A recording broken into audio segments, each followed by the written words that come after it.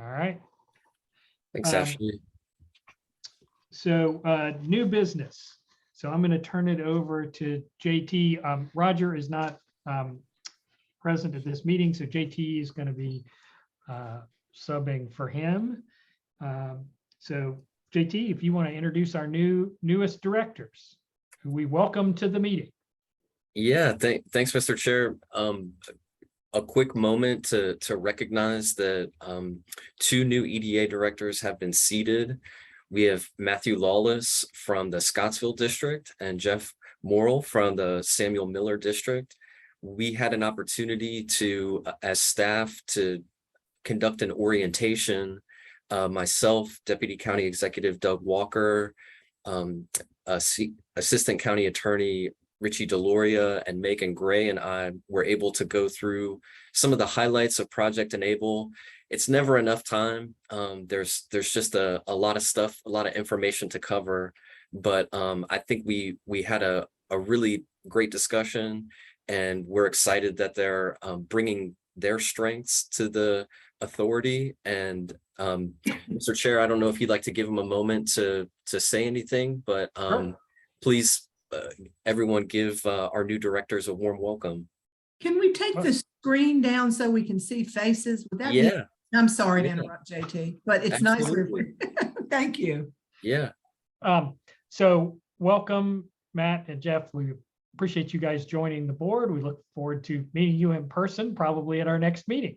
So Matt, you want to go ahead and maybe introduce yourself really quickly, and then Jeff, you can do that after Matt does. Thank you, sir. My name is Matt Lawless. I'm seated at the Scottsville Town Hall. My day job is as the town administrator in Scottsville. I have 10 years of local government work experience from Winchester to Charlottesville towards Roanoke area, all over Virginia. The degrees behind me are from William & Mary for undergrad and American University in DC for a master's degree. Public service is my career, and supporting our local economy is an important part of that in Scottsville and in the whole region. Some of my favorite local businesses are the tubing outfitters in town. You can often find me on the river. The shops that sell running shoes and other sporting equipment, and some of our gaming companies. Feels good. Thank you very much. Glad to be of service. Matt. Look forward to working with everybody. Thank you. Welcome. Jeff? Oh, great. Thank you. So I'm a native of Blacksburg and a graduate of Virginia Tech. And after that, I moved to Boston, spent 20 years there building businesses. And after 20 years, my Cavalier wife decided she was ready to come back to Virginia and to Charlottesville. So that was 2018. And now I work from home and travel back and forth. And my experience with local government is basically limited to showing up hat in hand at meetings and asking for permission to alter our facilities or do that kinds of things. So I think I'll have a maybe a different experience that I'll be very limited on the government side, and maybe stronger on the what it's like to go before a government organization and seek assistance. Well, great. Well, welcome. I was especially happy to hear that you're a native of Blacksburg, because so am I. Two native. I'm going to have to announce my resignation.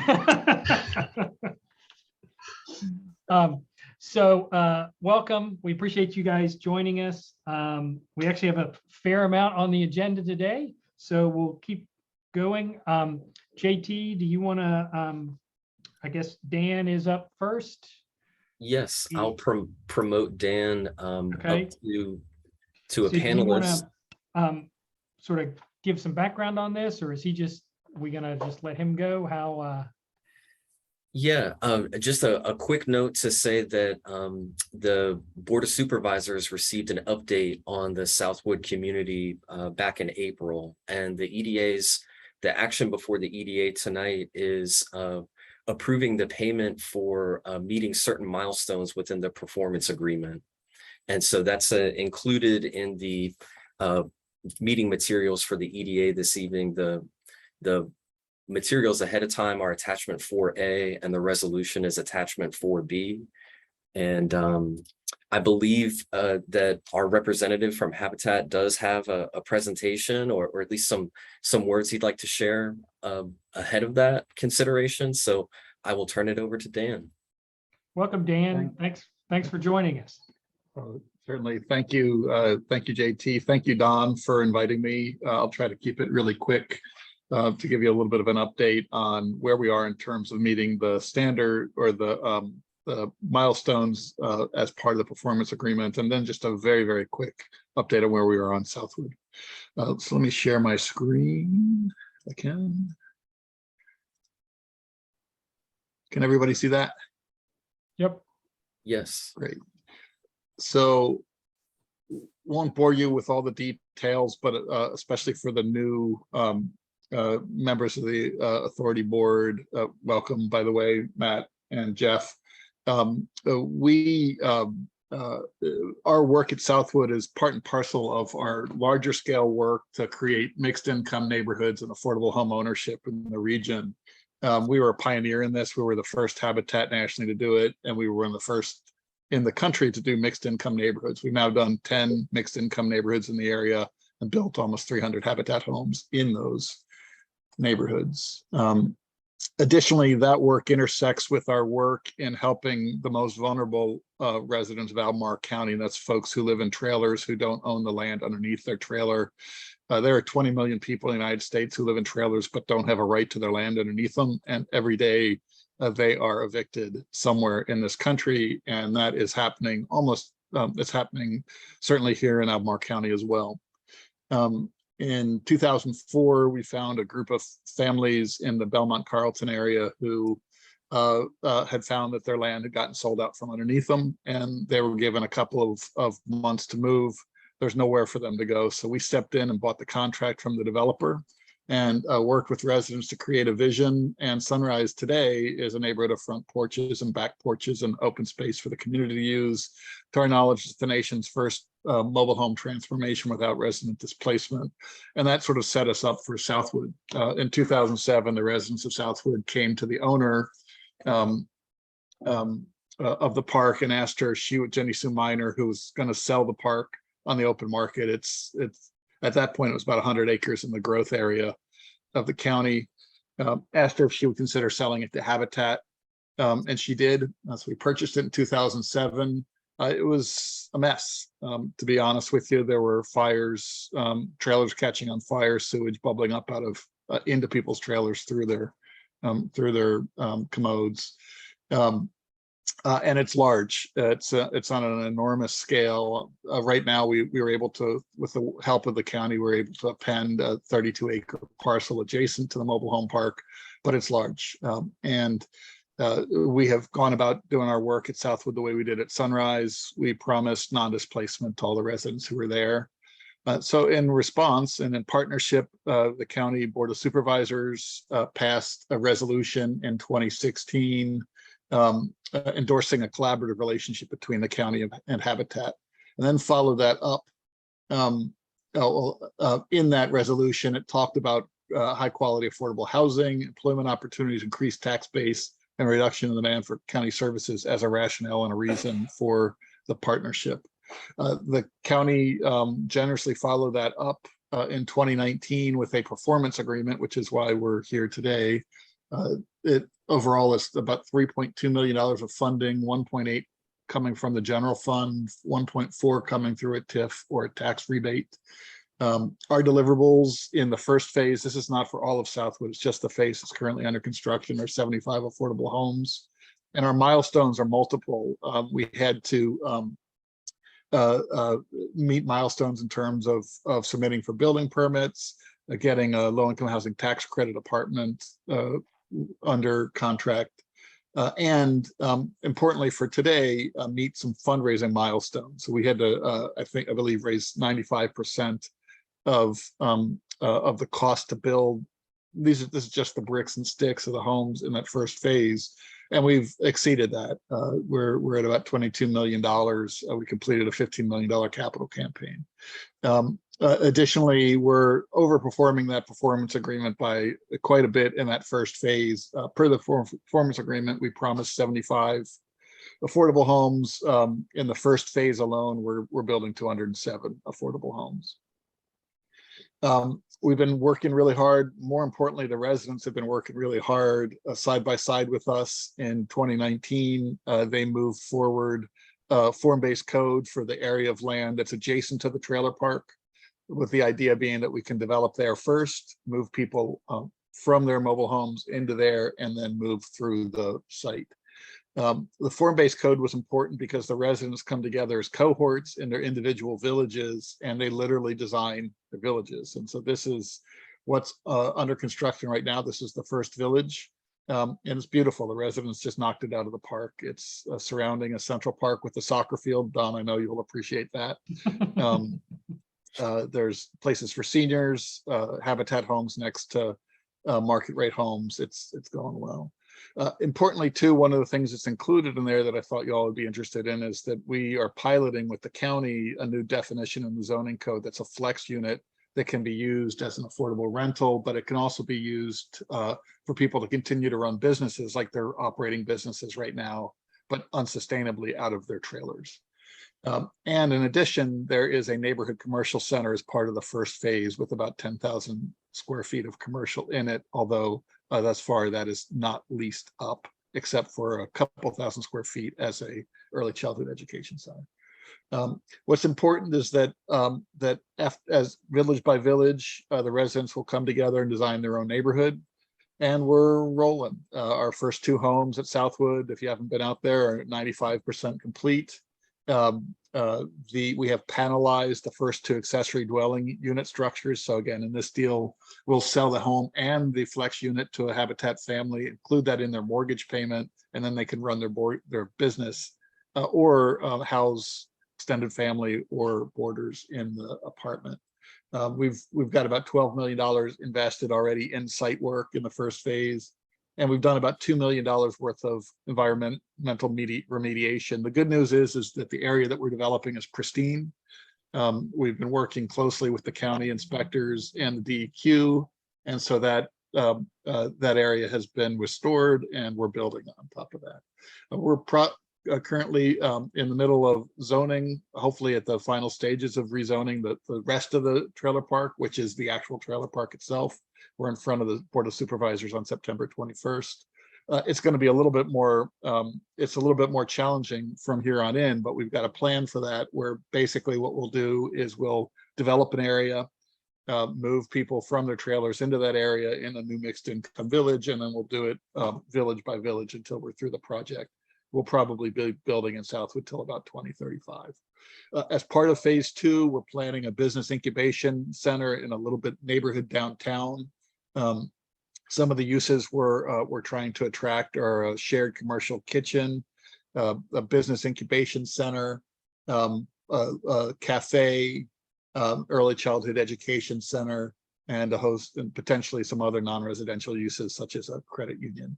We're also proffering discounted sale of a school site, an urban scale school site, so that that could become, if the county wants it, that could become another hub of activity. And we're working on upgrading the failing infrastructure of the mobile home park now, even ahead of redevelopment, to clean up the site, even as we're transforming it. So when Southwood's done, it'll be somewhere between 1,000 and 1,100 homes. Up to 700 of them will be affordable, depending on subsidies that we get, how things develop. About $160 million directly invested in affordable units. These are just bricks and sticks, not land. There's about 500, when you add up all the money being spent to develop Southwood, it's about a $502 million direct investment, which equates to, we believe, a couple of $1 billion of economic impact locally. And importantly, it's really important to note that Southwood, unlike Greenfields developments, there are already people living there. So right now, the sum total of taxes being paid to the county of Albemarle through a combination of personal property taxes and real estate taxes is about $140,000. The exact same people are going to be paying $850,000 post redevelopment. Most of that will be absorbed in the mortgage, so Habitat will be subsidizing that. So there'll be an annual net increase without any additional impacts from the people who live there in taxes of about $710,000. Hint, hint. If we want to get into talk about future TIFs. And that's really the update. I know that was quick. I'm happy again. I appreciate the grant. I appreciate all the work and support of county staffers, and I very much appreciate y'all giving me an opportunity to speak today. Happy to take questions. Thanks, Dan. I appreciate that. Are there any questions of any board members for Dan? Is your protocol to put a motion on the table first, or? No, we Discuss usually first. just ask Okay. questions and then.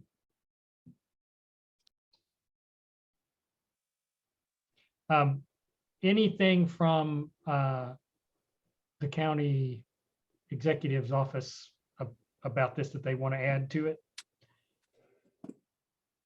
Just acknowledging the extensive work that went into creating the performance agreement in the first place. For those of you who were here then, Diane in particular, I know, and of course Dan himself. It was groundbreaking for us. There was not much precedent for us to work with.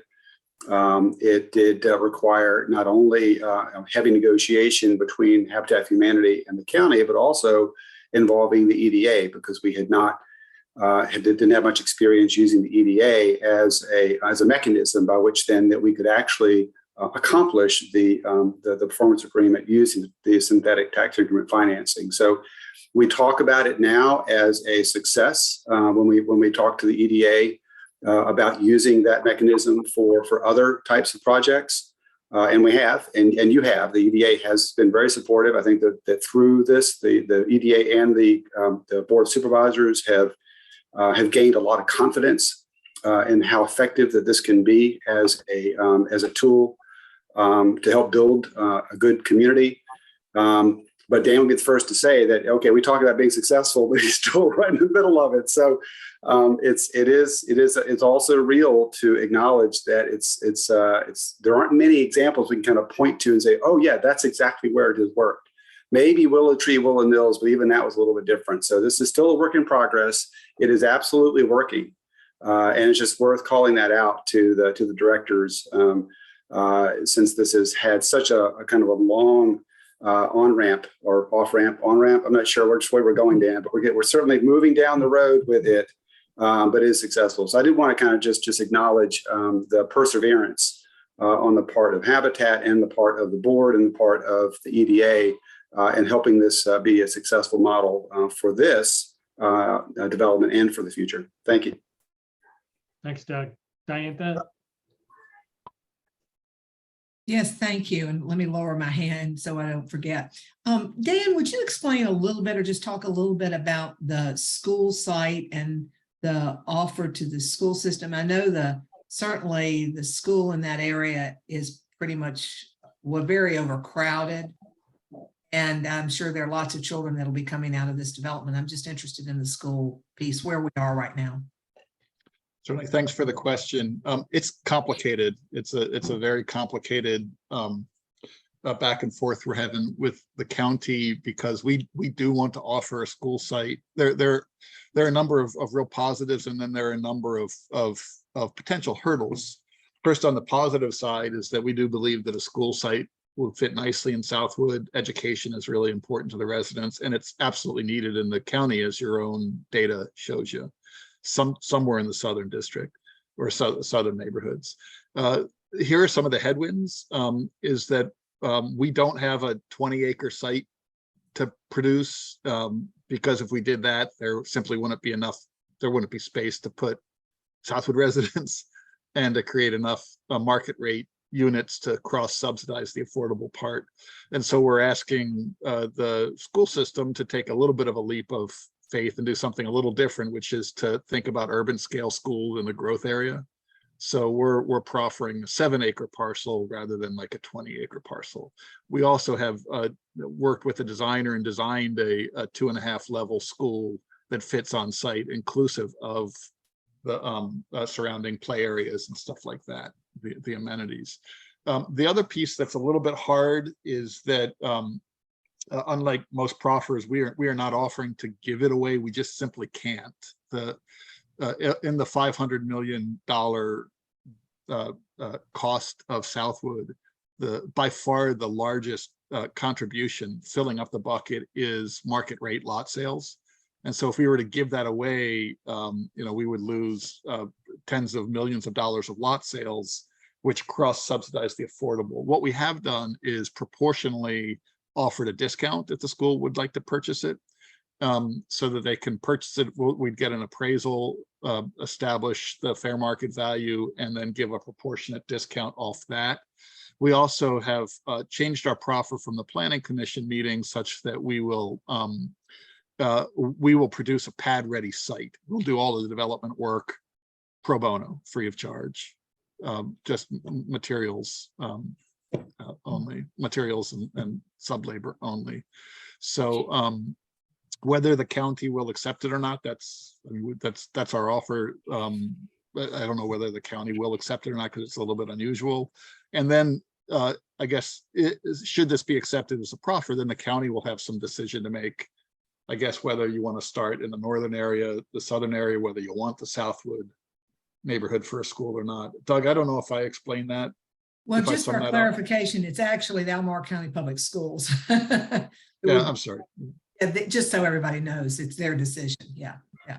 Yeah, it certainly would be. It would be the Board of Supervisors' decision to accept it as a proffer when it comes to the board next month. There is ongoing dialogue between the planning staff and the school staff about the viability of this site for their plans, and so that we can be in a position to be able to share with the Board of Supervisors whether this is a viable site or not. So I do know that those conversations are ongoing. That's probably the only thing that I would add, Dan. Otherwise, I think that you characterized it okay. 7 acres is the minimum that we understand from the schools that can be used. They do have other 7-acre sites, including the site up in the Brook Hill area that they are actively looking at for the new elementary school for the northern feeder pattern. So this is playing out kind of in real time, almost, right? A little bit more than a month from now, and we'll see kind of how it happens after that. So is that helpful, Diantha? And yeah, and to some degree, and I realize the proffers we have to accept, but at the end of the day, it is through Albemarle County Public Schools. And I just was curious, Dan, has there been any discussion, because I know you're providing a site for the Boys and Girls Club, and I don't know a lot about that. Was there any discussion about the Boys and Girls Club sharing a facility with the schools? Because that's certainly a model that's been out there before. I'm just curious. I would love nothing more than that for that to happen. I've seen models of that I think are among the most useful and well used and equity based, equity causing or creating facilities in the country that actually do that. And it's a great use of space. The Boys and Girls Club is a cherished member of the community. They serve 200 kids, and there's no reason to have 2 spaces that are identical when their hours are actually opposite of each other. And so in my heart of hearts, I'd love to see what we have done, Diantha, because so much of that's out of our control. We've proffered that the county basically has until 2027 to make a decision and break ground on it. So the proffer basically holds open the door so that the schools division, the Boys and Girls Club, the Board of Supervisors, you got some time and space to make that decision. But that's exactly what I would love to see come together. Great. Thank you very much. I appreciate it. Dave, you had a question? Oh, yeah, thanks. I think we discussed this before in some detail, but I'd love to hear again about the ongoing plans. The non-displacement pledge, of course, really hasn't been tested yet because you haven't been able to move any of the residents out and into the new affordable units as best as I understand it. But how do you envision that happening with where you are now in the plans and what you've been able to develop so far? Thank you. It's a great question, and yeah, it's one that we we work on every day. So a couple of things. The place where it has been tested is the first mobile home park transformation that we did, where 100% of the people who wanted to stay stayed. Non-displacement is maybe a little bit of a, we can't force anybody to stay. What we are doing is offering 17 different housing types, literally 17 so there's a range of affordability, rentals, home ownership for every single person who's there. And a commitment to rehouse everybody on site should they choose to stay.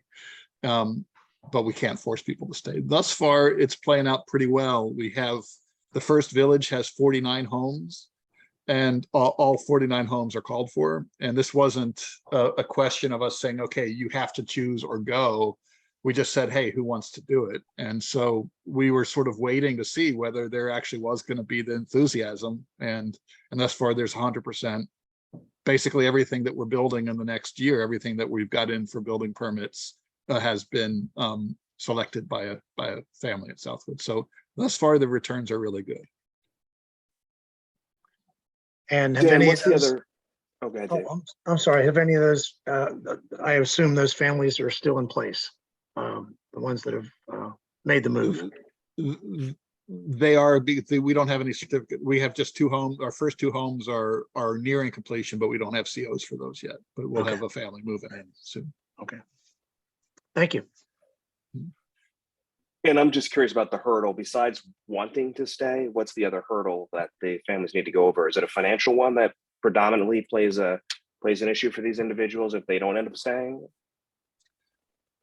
Well, there's no financial hurdle for them staying because everybody, our promise, and it's backed up by a federal requirement, is that that there's affordable. There's affordable units for everybody on site. So the only reason they would leave is because they wanted to leave. Not Okay, so there are no other sticking points, I guess is what I'm trying to get at, besides just not wanting to be there. Not one. We are, we are the mortgage. We are, in addition to building and selling the homes, we're also the mortgage originator. So we have our own mortgage origination standards. So there aren't any questions that may come up about credit worthiness and stuff because we're the ones who originate the paper. Are these early commitments you're getting, Dan? Are they for rental or for purchase of homes? For purchase, there are a handful of folks who are in one of the sections adjacent to the construction site who we've had to move prior to redevelopment because of failing septic systems. And so those are folks who have chosen to rent. So there are going to be between 8 and 14 or so affordable rentals in the first couple of villages. But for the most part, it's home ownership. Cool. Any other questions? All right, hearing none. Is there a motion regarding the appropriation to Habitat for Humanity of Greater Charlottesville? Yes, Mr. Chair, I Motion. move the EDA adopt the resolution appropriating $600,000 to Habitat for Humanity of Greater Charlottesville Incorporated, and to authorize this authority's chair and treasurer to execute all documents necessary to complete this grant. That's a great motion. Thank you. Is there a second? Second. All right, any further discussion? Hearing none. Want the roll call on this, Richie? Yeah, let's do roll call. So Okay. Director Long, can you all hear me? Yep, aye. Director Ray, Aye. Director Shreve, Aye. Director McNaughton, Aye. Director Matola, Aye. Director Lawless, Aye. and Director Morrell. Aye. So the motion passes. Great. All right. Thanks, Dan. Appreciate you coming. Thanks for everything. Thanks. Thank you. All right. Next on the agenda, grant match for the National Endowment of the Arts, Our Bridge program. JT, you want a full introduction here? Yeah, Dave thank added? you, Mr. Chair. This is this item comes as a result of a partnership with our Office of Equity and Inclusion.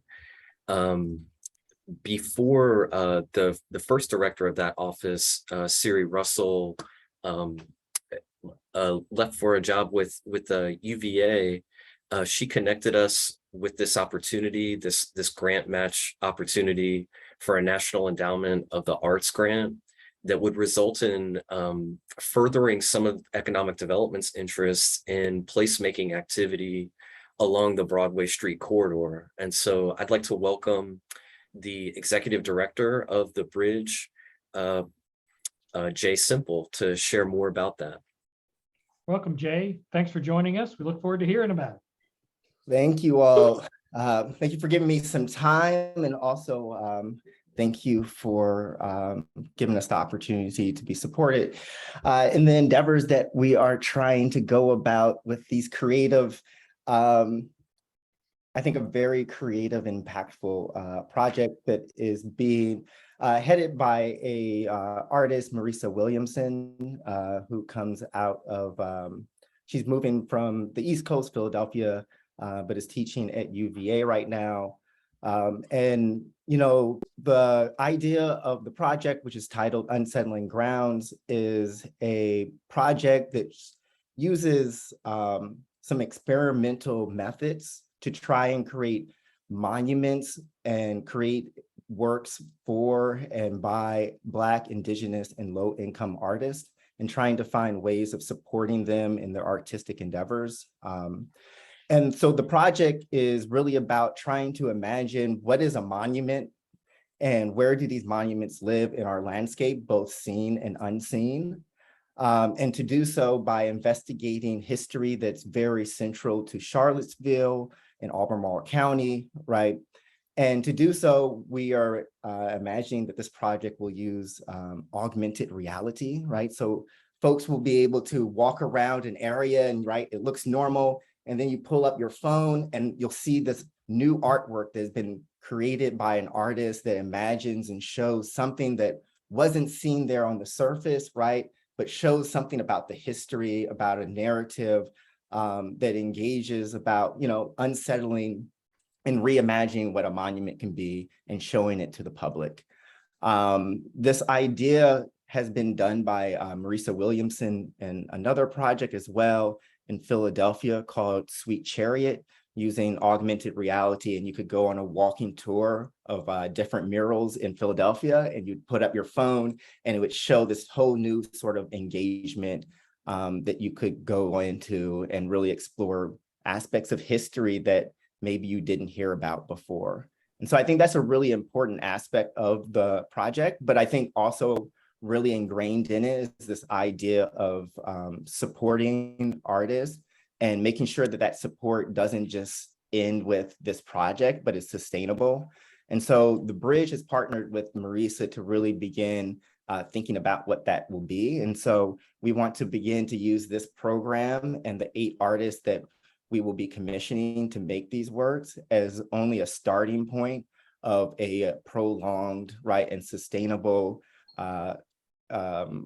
program to give access to studio space, funding for artists that identify themselves as Black, Indigenous, or low income within the county. So we're really excited about this endeavor.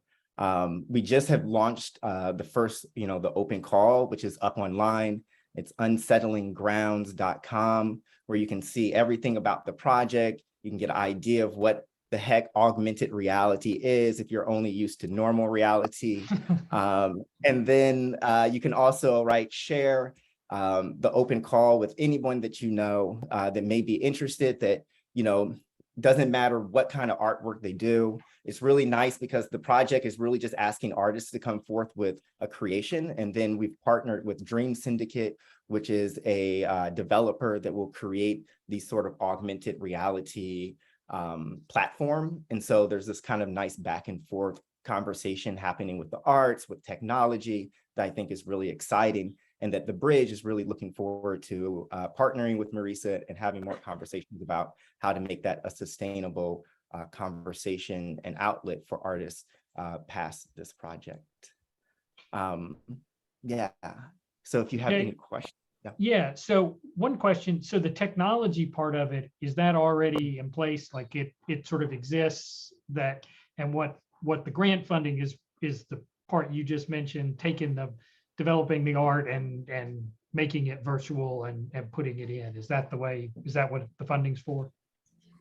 Yep, so the funding will allow us to give artist stipends, and then also, yes, to be able to develop the augmentation of reality. Okay.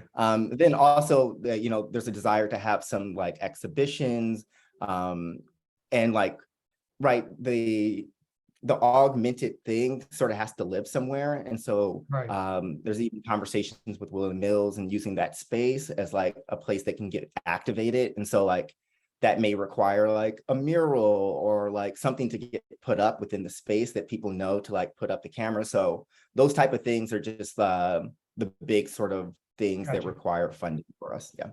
Okay, thanks. Are there other questions? Any other board members have questions about this? It's an impressive project. Can you tell us a little bit more about the time frame from call to artists to installations and public display? Yes. So I believe right now the call just went up and will last until September 23rd. And then we are looking to announce the 8 artists by October 7th and having the first meeting with them by October 22nd. And the artists will be meeting, are going to be required to have like these sort of in studio monthly meetings where we get to kind of work with them, see what's going on, have community and conversation. And that will happen between October and June 2023, at which point all of the assets, all the art will get digitized, right, and sent out to Dream Syndicate. And so I think the hope is that within the coming months of 2023 or June 2023, we'll have a finished project. Great. Thank you. But I think, with all the creativity and everything, all those things can flux a little bit. Things can get done earlier. It just depends on what people want to create, right? If they need the full length, all that kind of stuff. Yeah. Anything else? Other questions? All right. I believe we have a motion, and just to be clear, so there's a $25,000 grant from the NEA, and our grant of $5,000 would match that. Is our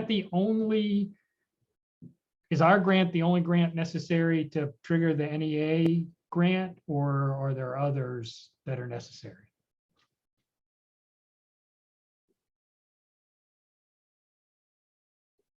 I'm sorry, say that one more time. Sure. If there are other grants we're receiving? Well, so this is a matching grant. The grant we're about to vote on is matching. Are there other matching grants you need to get in order to get the NEA funding, or will ours allow you to get that other funding? So it's a combination of the Office of Equity and Inclusion, and you all are both matching together the amount of the NEA grant. Yeah. Okay, great. All right. So is there a motion on this resolution? Oh, wait, Dave, did you have a question? Yeah, real quick. That answered my basic question about funding, but I'm still not clear whether those two matches, and is it 5,000 also from the Office of Equity and Inclusion to go with our 5,000? Is that correct, or a different amount?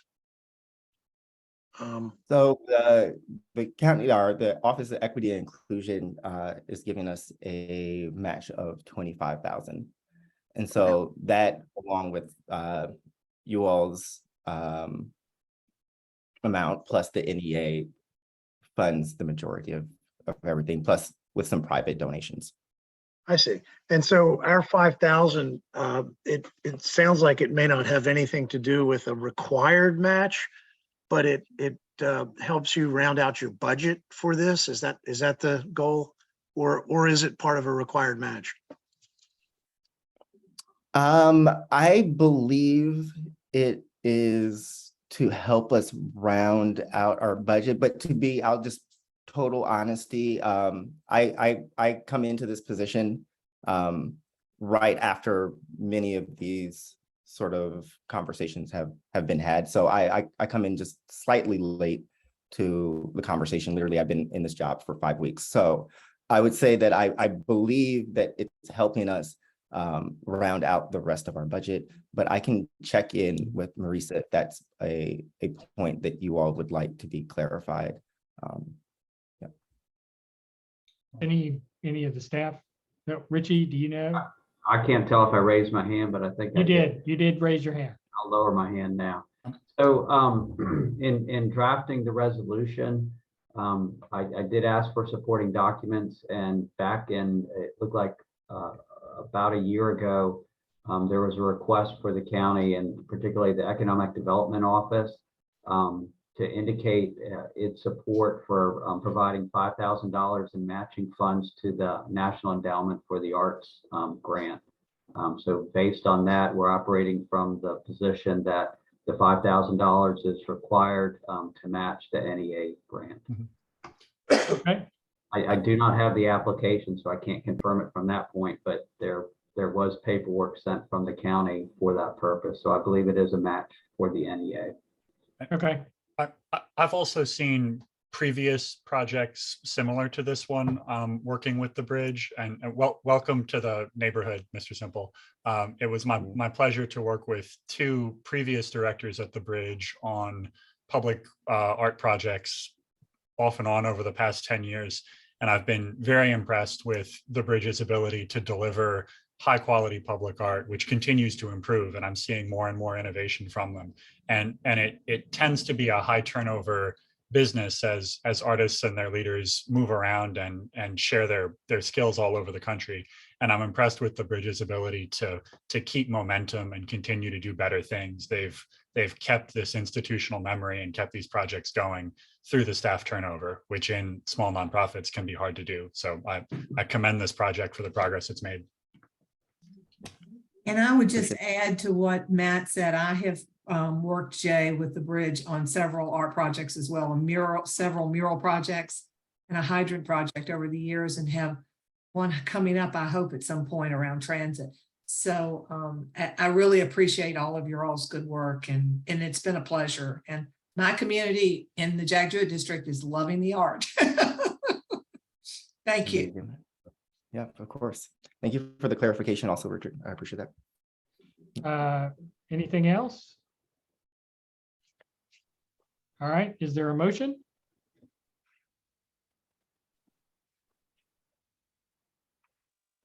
I'll move approval of the grant.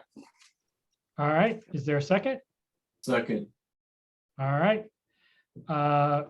Richie, you want to call the roll?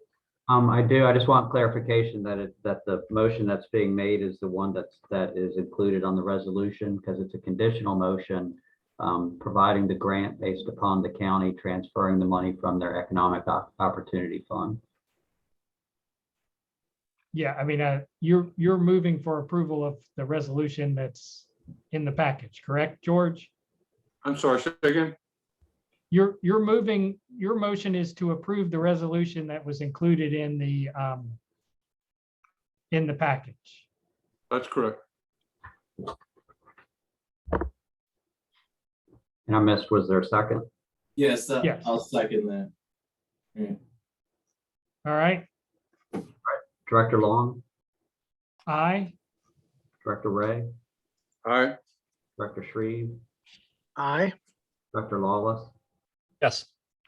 Director McNaughton. Aye. Director Matola, Aye. and Director Morrell. Aye. So the motion passes unanimously. All right. Thank you, Jay. Appreciate it. Thank you all. Keep up the Hope to good see you work. around soon. Thank you. All right. we have another grant match for Go Virginia Beacon Shared Use Kitchen and Incubator. Yolanda Harrell is going to be joining us. And JT, if you want to give an introduction. Yes, thanks, Mr. Chair. This is the result of another partnership with the Office of Equity and Inclusion. We were connected with Yolanda Harrell with New Hill Development Corporation about the opportunity to provide matching funds towards this Go Virginia grant. The city's Economic Development Authority also participated in providing matching funds for this grant. The total grant amount was $189,000, and believe Ms. Harrell will be providing an overview of the project and answering questions. Welcome, Yolanda. Thanks for joining us. Thank you. I appreciate the opportunity to be able to share with you this evening. And so do I have permission to share my screen? Yes. Okay, thank you. And let's see if I can get this right with the dual screen and presentation mode. So I'm with New Hill Development Corporation. We are a local nonprofit community development corporation. Are you all able to see my screen? Yes. Okay, thank you. New Hill was formed in about 2018, and we have a vision to expand economic opportunities that redefines wealth for a thriving Black community. That is why we exist. In 2019, we did a community vision plan for the Star Hill community area. And as part of that visioning process, part of what we did is we had a lot of conversation with entrepreneurs. And so part of what went into that, that project was this idea in terms of an outcome of creating a business incubator. And so, of course, then 2020 hit, and what we saw was a tremendous need for why an incubator would exist, not only for Black businesses, but for businesses in general, specifically businesses that are in the food industry. So one of the things that we asked ourselves was, what if we could find a way to reduce financial barriers, to create at least 94 new jobs, help stabilize existing businesses, increase revenue streams for local farmers, add more diversity to the local food economy, and all at the same time, supporting about 70 businesses at one time. And so the answer to that, we thought, yeah, we can do that because it has been done in other communities. Sorry, my slide doesn't seem to be advancing. There we go. So what we decided we would do is create a shared use commercial kitchen.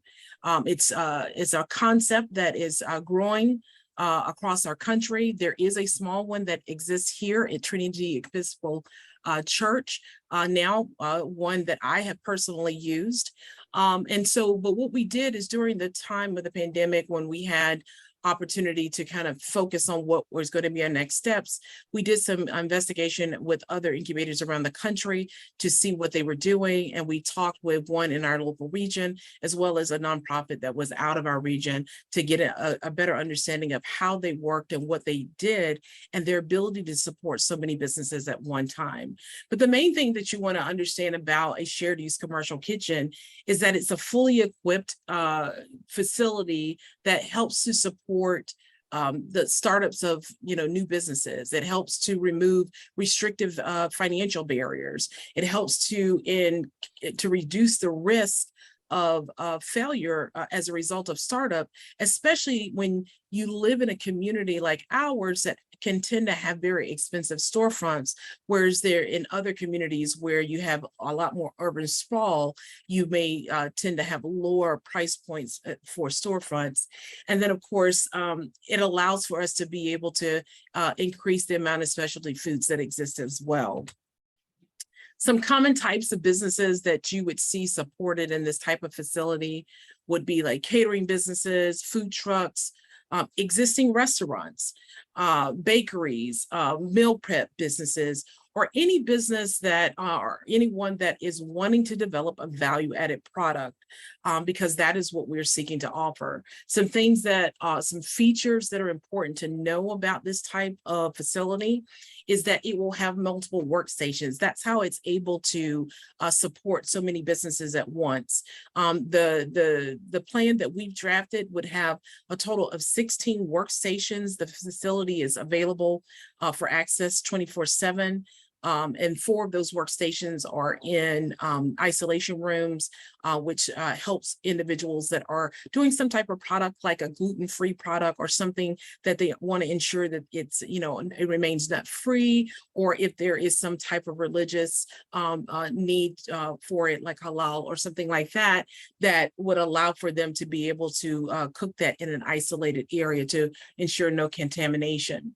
But also, it will have professional grade equipment, access to freezer, cold and dry storage areas, proper sanitation equipment, and of course, specialized equipment that they might need that they otherwise might not have access to on their own. And of course, loading dock for receiving and distributing product as well. Part of what we hope to see with this type of environment is that when you are able to have an existing business working alongside a new business, and especially an existing business that really is tenured and has a lot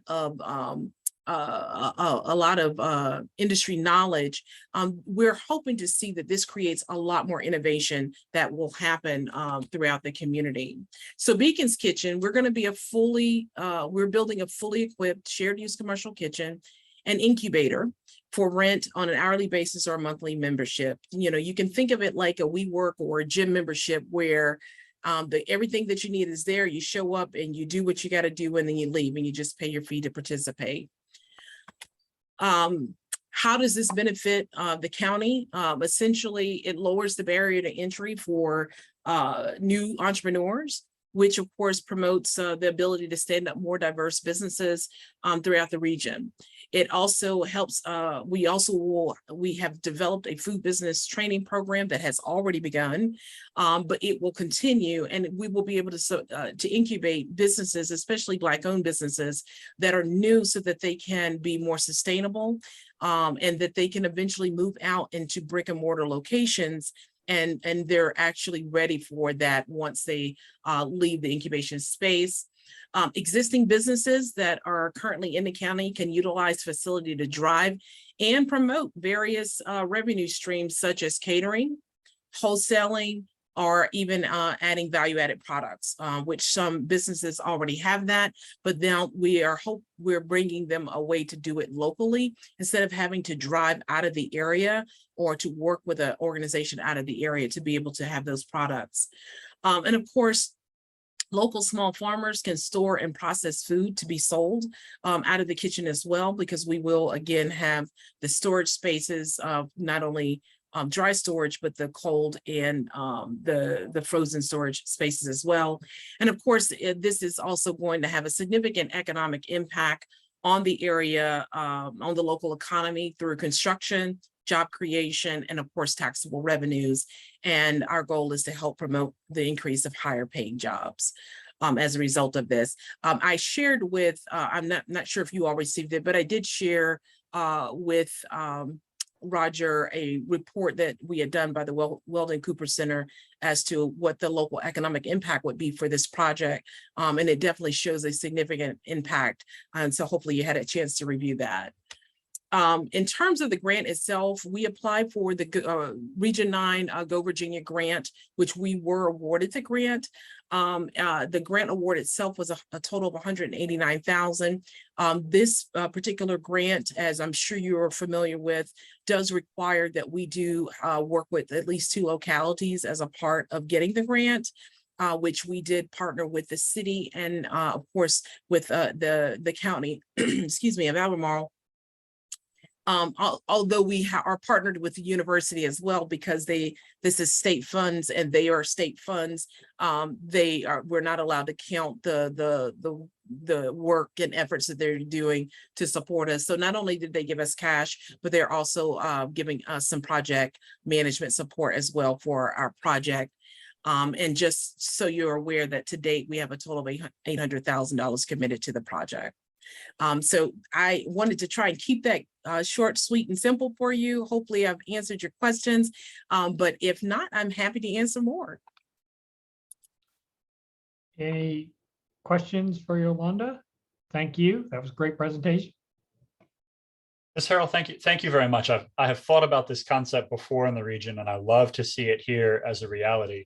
I also think you found the perfect location that's easy to get to from different points of the county. If it were smack in the middle of the city, I would be a little more hesitant about how accessible it would be to rural businesses, but I think your location's perfect. How did you get so lucky with that? Well, I will say that we are fortunate that one of our board members, Hunter Smith, who owns Champion Brewing Company, was utilizing this space. And so we set up a succession plan for it to transfer from him to us without going to the open market. But also the owner of this space, Charlie Lewis, which is, you know, he tends to kind of fly under the radar, but he has also been very easy to work with in trying to make this transition happen. But yeah, that's how we were able to get the space. Charles is a first-class guy. I knew your dad for many years. Jeff, you have a question? Yeah, I'm just curious, what are the eligibility criteria for the people who will want to use the kitchen? So the main eligibility criteria will be if you can either be an existing business. The kitchen itself does not have any respect to demographics in terms of your background, but we are going to want you to be ServSafe certified. We're going to want you to have, if you know, especially if you're going to operate your business out of it. I'm sorry, you moved around on me. So like if you are operating your business out of it, then you need to have a business license. But you don't have to be licensed, of course, in the city. You can actually be licensed in the county and still just utilize the city. So like, for instance, Hunter with Champion Brewing Company, he owns a host of businesses both in the city and in the county. And he plans to utilize the facility for his businesses as a way to consolidate his prep work that needs to happen for all of his restaurants so that he can support, especially as, you know, we all know that there's a challenge right now with staffing. And so in order to minimize what he has to do at all of his locations, he can consolidate into one space to support all of those locations with prep work.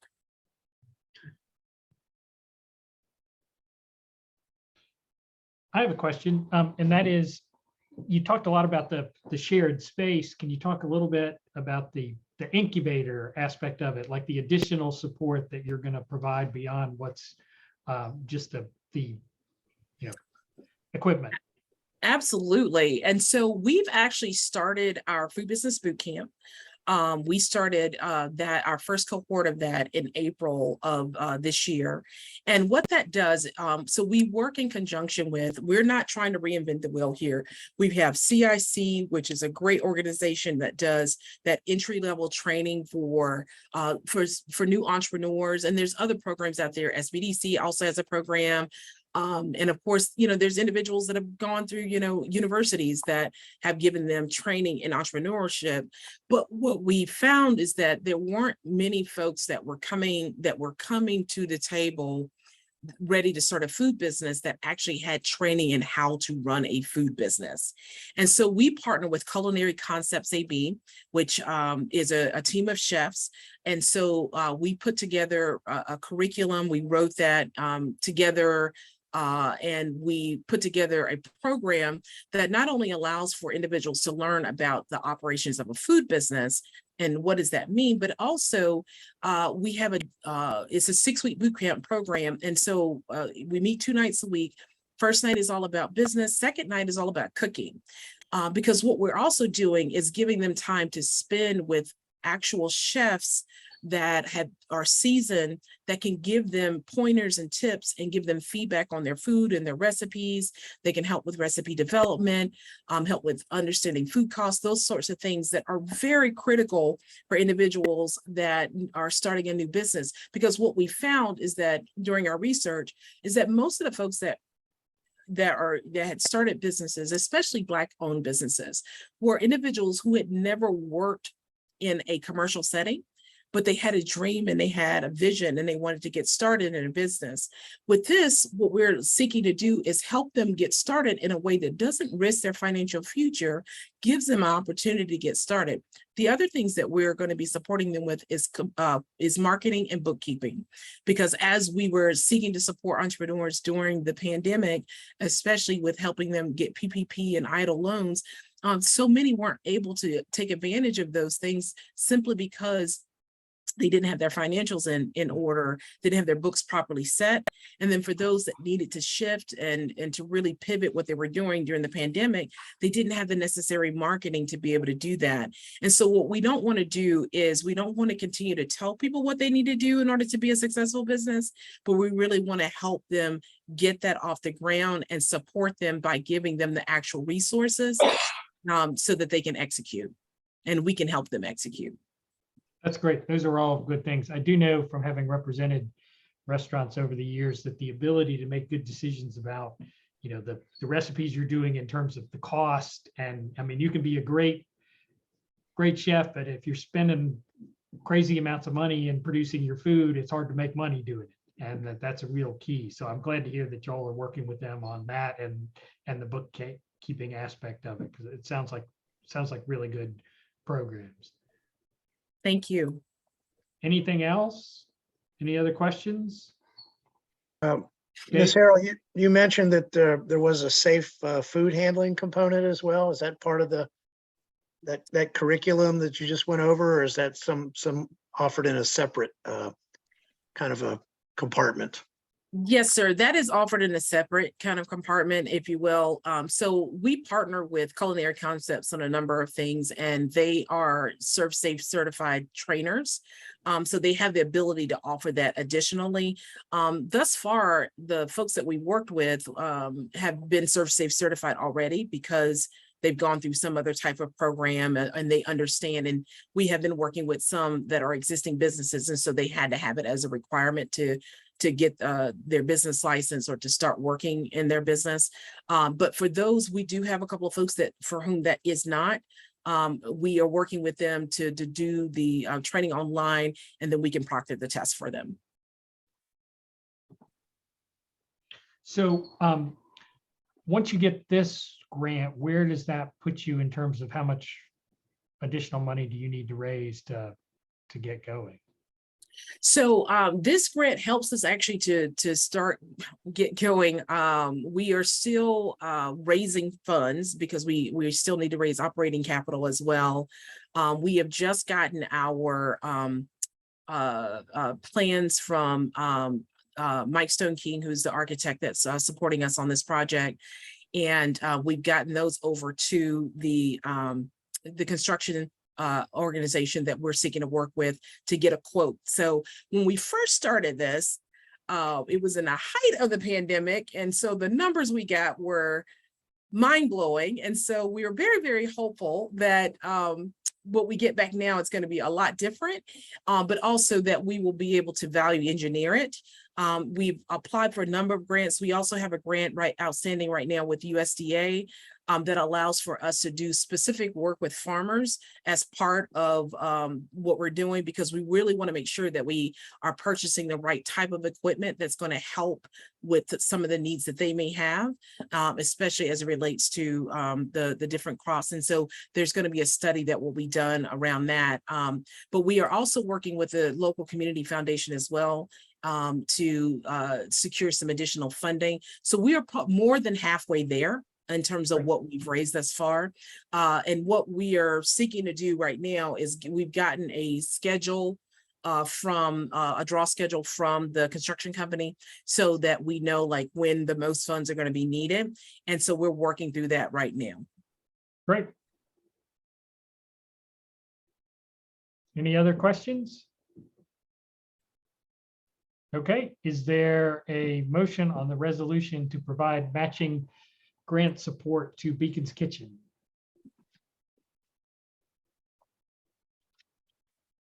Can you show us the resolution again? Just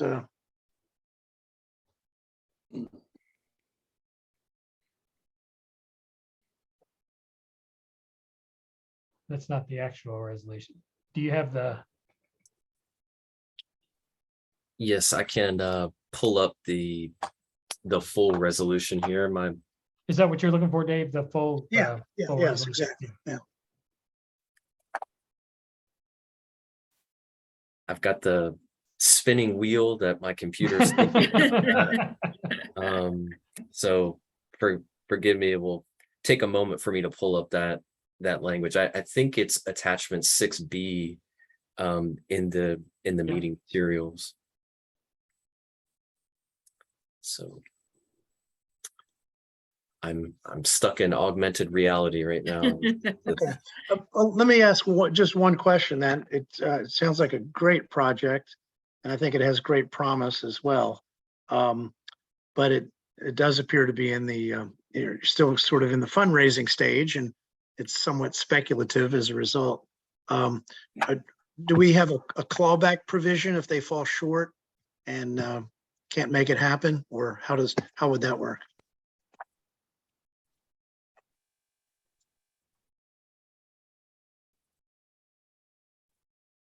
So the short answer is yes, that when the grant, and so the longer answer is when the grant is issued and when it's received by the grantee, they have to sign a receipt that requires that the funds be applied for the purposes of the grant. They also have to account for it, and there is a provision where they will have to pay it back if it doesn't go towards that. Now, if they don't if they do spend the funds in compliance with the grant, and they don't succeed, I can't say, for example, I can't say for certain that there would be clawback under those circumstances. Can the directors see my screen with the resolution? Yep. Okay, great. Thank you, Ashley.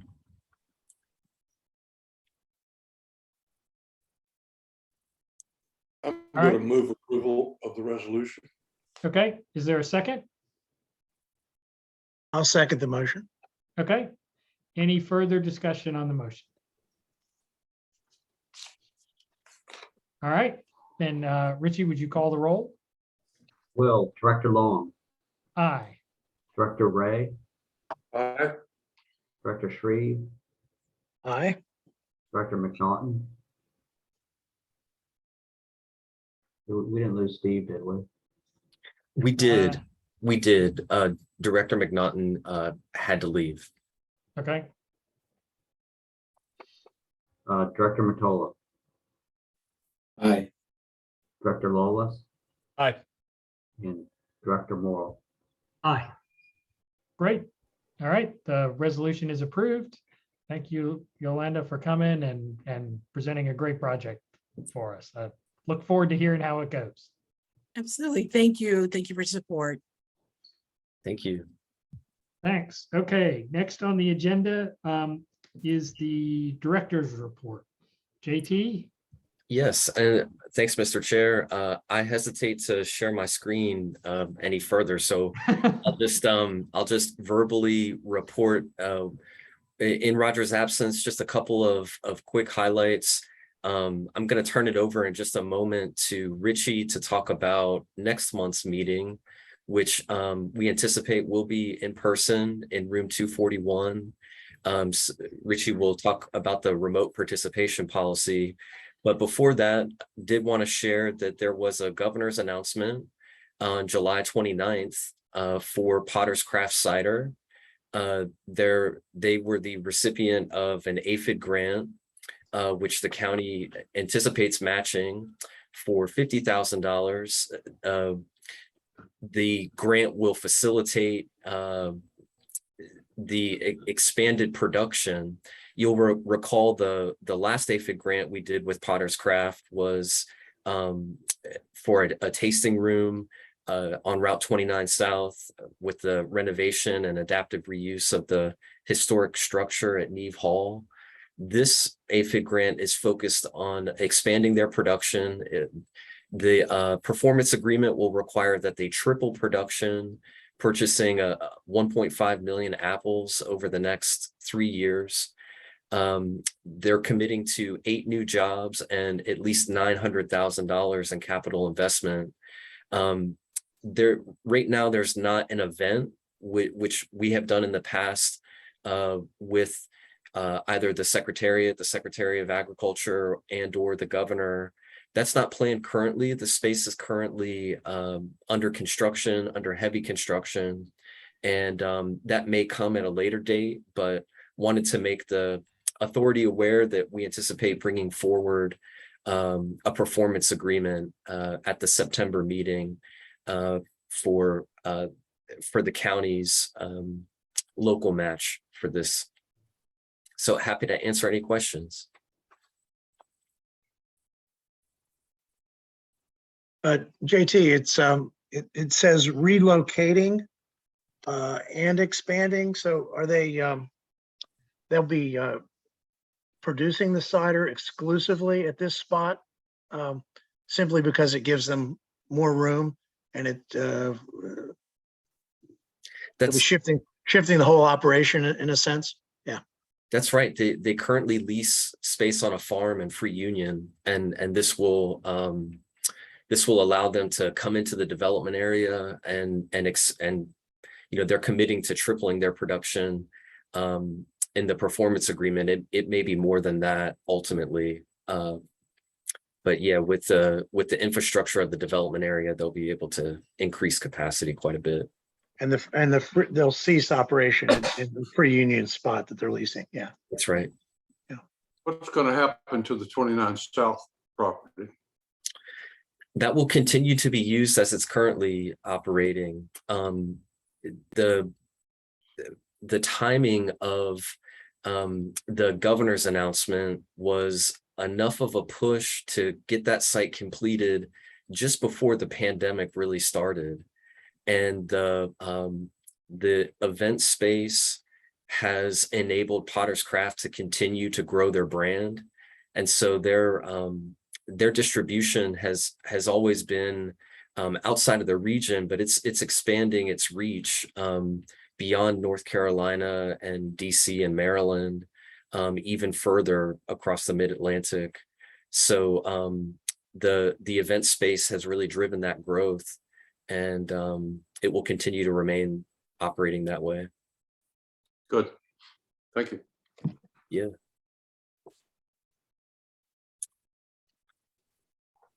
Any other questions before Richie talks about the remote participation policy? Okay, well, I'll turn it over to Richie. All right. Thanks, JT. Thank you. So this will just be by way of a refresher. I feel like maybe I'm kind of, you know, leaving all at the altar because we expected to have this policy up today and to be adopted.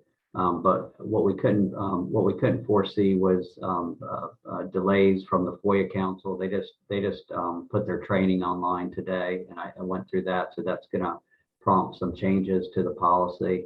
And that may have had an effect with the Board of Supervisors in considering the remote participation in the all virtual meeting policy. The Board of Supervisors is scheduled to look at that tomorrow. So because of those reasons, we have to delay considering our policy, and I think that's prudent. So what I will do is after tomorrow's meeting, if there are any changes that come to our draft, and I have circulated a draft to all the members. I don't know if I've gotten that to Matt and Jeff. If I haven't, then I will do that with the changes. But we're still on tap to approve a remote participation policy, and that's for if you have to miss the meeting or can't be at the meeting for the in-person meeting for personal or medical reasons. And then also an all virtual meeting, which is its own separate beast. But those two policies will be up for consideration at the September 20th meeting. Because we recognize that there may be some members who don't want to meet in person because of the ongoing COVID and the pandemic. Our plan is for that, after we establish a quorum, to take that up as the first item. So if you feel that you have to miss the next meeting for either personal reasons or for medical reason, then I do encourage you to be in touch with Mr. Long, also staff. And so then if the body adopts the policy on September 20th at the first item, then we can go ahead and consider remote participation at that point. So so there might be some minor tweaks to the policy after the board meets tomorrow, and after the attorneys in our office consider what has been suggested by the FOIA council. But I don't think they'll be major, and I'll circulate those, and we will consider this first thing September 20th. And if you need to take advantage of it, we will accommodate. So that's the update. Okay. Thank you, Richie. Yep. And so as far as we know, we are on for next month's meeting in person. Unless something changes drastically tomorrow in front of the Board of Supervisors, which I don't anticipate, our next meeting will be in person. And I understand it's scheduled for room 241 in the county office building. Okay, great. Unfinished business. JT, you want to talk about the building reuse? Yeah, grant thanks. Policy? Thanks, Mr. Chair. There's really no new information or detailed presentation to provide, other than